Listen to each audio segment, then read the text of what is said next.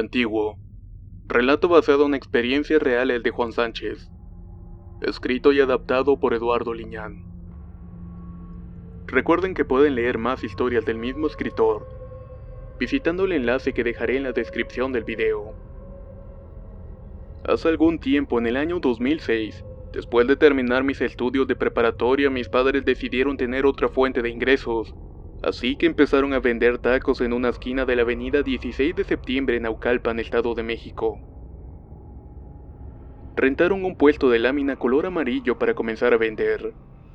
Yo renuentemente no deseaba de algún modo apoyar a mis padres. Me daba algo de pena de que me vieran tras el mostrador y a regañadientes los acompañaba.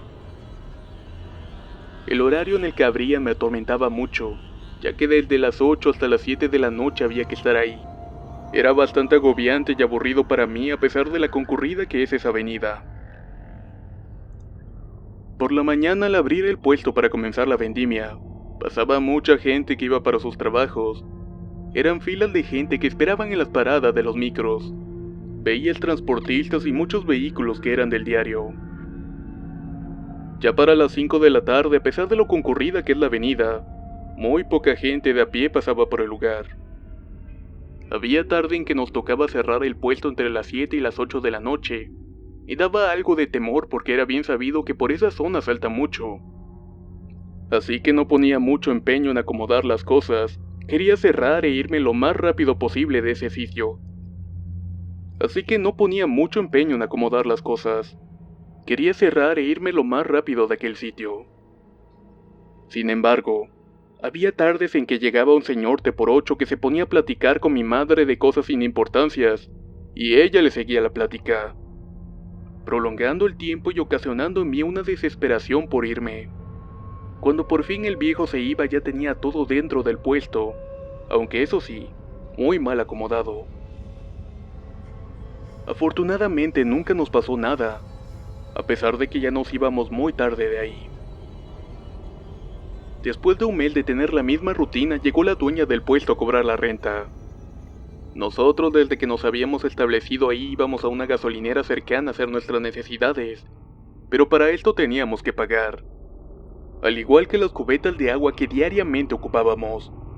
Realmente era un fastidio, pero teníamos que hacerlo.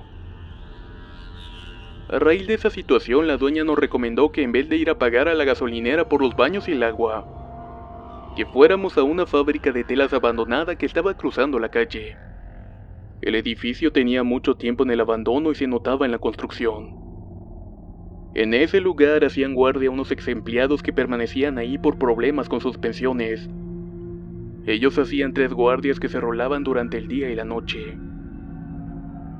La rentera nos sugirió que si queríamos ir al baño sin pagar, fuéramos a la fábrica los días en que un señor llamado Remigio estuviera de guardia, que solo tocáramos y le pidiéramos permiso para entrar, ya que tenían un acuerdo con él para eso y solo con él. Los demás señores estaban renuentes y no permitían a nadie entrar al viejo edificio, el cual estaba casi en ruinas. Con el tiempo entablamos amistad con don Remigio, y para corresponderle sus atenciones a veces lo invitábamos a comer al puesto. Él, además de permitirnos entrar al baño, nos dejaba llenar 2 grandes recipientes con agua, que ocupábamos en el puesto para lavar los trastes y la limpieza en general. Yo me daba la tarea de acarrear los botes junto con el señor que visitaba el puesto en las tardes, y el cual era amigo de la familia. En una de esas veces que estaba llenando los recipientes le hice plática a don Remigio. Todo esto con respecto al viejo edificio y su siniestro aspecto. Le pregunté que si no tenía miedo de andar por los pasillos en la fría oscuridad. Él me respondió que no le daba miedo, que ya se había acostumbrado a la soledad del lugar y que no pensaba muy a menudo en eso. Le comenté entonces que deseaba explorar la fábrica más allá del 2.º piso, que era el sitio donde no conocía aún. Él me dijo que sí, pero me dijo que debía de tener cuidado de que no me ganara la curiosidad de andar en los cuartos de los pisos superiores. Sin entender mucho su advertencia, continué llenando los recipientes, pensando lo que hallaría en el 3.er piso, y que además de eso, por alguna razón tanto él como los demás señores no subían a los pisos. Solo permanecían en la entrada o en el cuarto donde descansaban. En mi cabeza suponía que no hacían eso porque estaban gordos o porque estaban cansados. Pasaron 2 meses y hablamos con la dueña del puesto. Mis padres le comentaron que no estaban muy convencidos del lugar. Se vendía muy poco. Llegaron a un acuerdo de que estaríamos ahí 2 meses más para luego desocupar el lugar. Así que continuaríamos en la venta de tacos el tiempo que nos quedaba sin mayores problemas.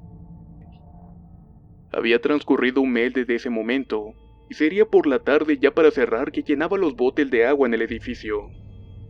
Le dije entonces a don Remigio que ese sería el momento indicado para poder hacer el recorrido que le había dicho. Él en tono amable me dijo que estaba bien y que le gritara si ocupaba algo, y que no entrara en el área clausurada. Comencé mi recorrido por los pasillos del primer piso. El lugar era oscuro, lleno de polvo, y la verdad es que era muy inquietante. A medida que avanzaba, los ruidos de la calle se iban atenuando y el aire se enrarecía a cada paso. Llegué a las escaleras de caracol derruidas que conducían al segundo piso.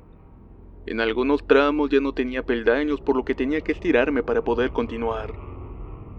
Cuando por fin llegué al segundo piso, noté que era un galerón enorme donde solo estaban los pilares que sostenían el techo. No había cuartos o algunas cosas de interés, solo que era un lugar bastante frío y oscuro. El ruido del exterior era nulo, solo se percibían murmullos lejanos de la avenida. A medida que caminaba por el lugar, la inmensidad hacía que mis pasos hicieran un eco inquietante. Caminé hasta otras escaleras de caracol que conducían al tercer piso, y de igual manera estaban deterioradas. Caminé hasta otras escaleras de caracol que conducían al tercer piso y que de igual manera estaban deterioradas. Caminé hasta otras escaleras de caracol que conducían al tercer piso, y que de igual manera estaban deterioradas. Con mucho esfuerzo por fin llegué al tercer nivel. De primera impresión noté que estaba clausurado. Habían tapiado con ladrillos varias entradas y solo se podía ver un agujero de una de las paredes casi a nivel del piso, en donde para poder adentrarte tenías que arrastrarte. Así lo hice. Al hacerlo tragué una cantidad de polvo que me hizo toser y estornudar. Cuando estuve del otro lado vi que había varios cuartos. El ambiente de ese lugar era bastante claustrofóbico. Tan helado que calaba y el aire enrarecido era casi irrespirable. Se olía un olor a viejo y a una humedad muy rancia. El silencio era lo que más perturbaba. Era un silencio seco, carente de sonidos. Ni siquiera podía escuchar con claridad mis pasos, y solo podía escuchar mi respiración agitada. Caminé entonces por un largo pasillo central en donde había cuartos por ambos lados. En algunos de ellos había escritorios empolvados y cajas de archivos apiladas manchadas por la humedad. En todos colgaban cortinas rotas y descoloridas que las polillas habían consumido. Probablemente si las hubiera tocado quizás se hubieran hecho polvo. En otros cuartos había maniquís que parecían observar mi caminar por ese lugar tan siniestro. Al final del pasillo, había una especie de túnel que tenía una forma caprichosa parecida a una S. Me introduje en él y al final estaba un gran cuarto donde había una tenue luz que provenía de la calle. Al fondo pude observar que había otras escaleras que conducían a una puerta que daba al techo del edificio. Ya no quise continuar. Sentía que había avanzado mucho y que había pasado mucho tiempo. Pensé que mis padres estarían buscándome y esperando las cubetas de agua. Caminé unos pasos en aquella enorme habitación y me quedé en silencio contemplando aquel lugar extraño. El silencio dominaba el lugar y la sensación de amplitud me inquietaba, ya que me sentía observado. Pensaba que de pronto algo saltaría de alguna oscura esquina. Esa imagen en mi cabeza fue interrumpida por una voz gutural y rasposa, que rompió el silencio e hizo que se me erizara la piel de mi nuca al tiempo que una corriente eléctrica me recorría la espalda y la cabeza. ¿Qué haces aquí?, preguntó aquella voz inquietante que parecía salir de las sombras. Me quedé petrificado y solo moví la cabeza. A la derecha había un viejo escritorio de metal con una máquina de coser encima. Cuando mi vista llegó a esos muebles, volví a escuchar la voz diciéndome: ¿Tú? ¿Qué haces aquí? Luego de decir esto, mis ojos se enfocaron a la oscuridad que estaba abajo del escritorio. Mi entendimiento se paralizó de una manera brutal, al ver que lentamente se asomaba lo que parecía ser una cabeza calva, y enseguida el rostro de un ser extraño que parecía observarme con recelo. Su piel era de un color claro verdoso, que dejaba ver un sinnúmero de venas amoratonadas por todo su cuerpo. En cuanto salió de ese espacio entre el piso y el escritorio se incorporó. La altura de aquello era casi de 3 metros. La mirada fija y violenta proveniente de un par de ojos brillantes se clavó en mi petrificada humanidad, al tiempo que sonreía mostrando una hilera de dientes pequeños que me hicieron temblar y latir el corazón tan fuerte que comencé a respirar con dificultad y rápidamente. Los alargados brazos de ese ser parecían estirarse hasta el piso con un par de manos y dedos largos, que hacían juego con el siniestro aspecto de la criatura. El miedo hizo que una repentina fuerza recorriera mis piernas y comencé a correr lo más rápido que pude. Regresé por el túnel y pasé corriendo por el pasillo. Quería llegar rápidamente al agujero y salir. Mientras corría, noté que el polvo del lugar estaba flotando en el ambiente por el aire que parecía provenir de las ventanas. Vi de reojo que las cortinas se movían violentamente, pero entonces recordé que todas las ventanas estaban clausuradas, haciendo que sintiera más pánico. Al llegar a la entrada improvisada me agaché para salir rápidamente, y antes de hacerlo volteé para atrás, y vi con horror que aquel ser tenía su cabeza asomada por entre la cabeza de una de las habitaciones. Me sonreía morbosamente. Hecho eso, salí con el alma en un hilo de ahí. Luego de hacerlo, vi que detrás de aquel agujero se alcanzaba a observar un par de piernas con los pies llenos de algo negro que caminaba lentamente hacia mí. Bajé entonces y corrí por el segundo piso haciendo eco. Llegué a las escaleras y por inercia de querer huir, caí y me fui golpeando intentando escapar de aquello. Cuando por fin llegué a donde estaba don Remigio, estaba muy golpeado y pálido. También me encontraba sin aliento y lleno de miedo. Al verme, el viejo se espantó y me ofreció una silla para calmarme. Enseguida sacó una botella de alcohol y comenzó a frotarme. Me dio algodón empapado con el líquido para que lo oliera y me tranquilizara. Luego de un rato me dijo algo que me inquietó. «Lo viste, ¿cierto?» «¿Viste el cabrón ese?», exclamó. Le conté a detalle lo que había visto y me dijo que todas las madrugadas notaba su presencia, que se escuchaba su andar en los pisos superiores, que abría las puertas y que a veces podía escuchar que hablaba con esa voz de miedo. Ya más calmado, me contó que la fábrica se había cerrado hacía más de 30 años por causa de un terrible accidente, que fue justamente en uno de los cuartos del tercer piso. En ese sitio hubo un incendio que cobró la vida de 2 mujeres y 2 jefes encargados de la producción de telas. Él me dijo que había sido testigo de ese siniestro y que los jefes de ese piso eran burlones y hacían cosas raras. Eran déspotas y se burlaban del trabajo de los demás haciéndolos menos. Se decía que hicieron una práctica de brujería o alguna cosa de esas de ocultismo, pero algo salió mal. Y fue justamente cuando comenzó el incendio. Ya no quise saber más y me salí del edificio con náuseas y vomité por un largo rato intentando recuperarme de todo lo que me pareció extraño y aterrador. Al llegar a mi casa no pude estar tranquilo. No me podía dormir pensando en todo lo que había vivido. Dormitaba y me despertaba con la sensación de ser observado y con una picazón por todo el cuerpo. Conforme pasaron los días noté que no estaba bien. No tenía ánimos de nada. Mi mente me provocaba ver cosas y escuchar susurros detrás de mi cabeza.